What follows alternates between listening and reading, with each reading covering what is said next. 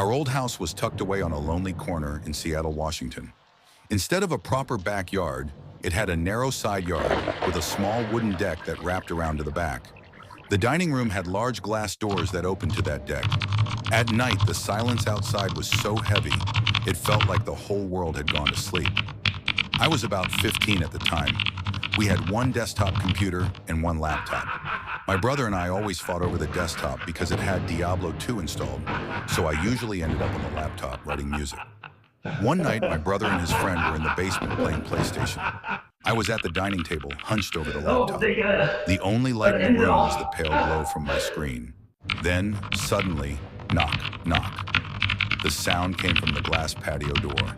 Clear, sharp, loud. I froze. Slowly, I looked up.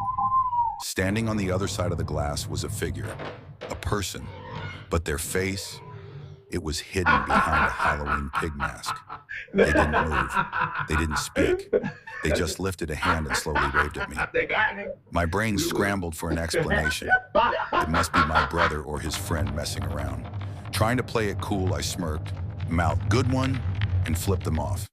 The figure tilted their head slightly and then walked away into the darkness.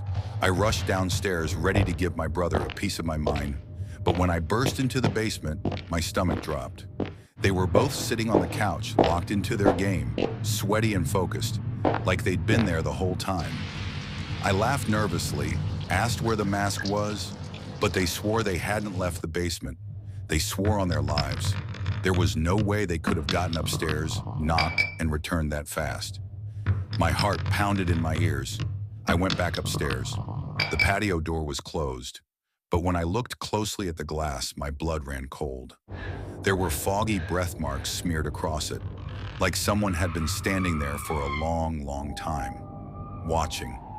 To this day, I don't know who or what was outside that night, but the thought that chills me most is this. They didn't just knock and leave. They were standing there silently, watching me the entire time.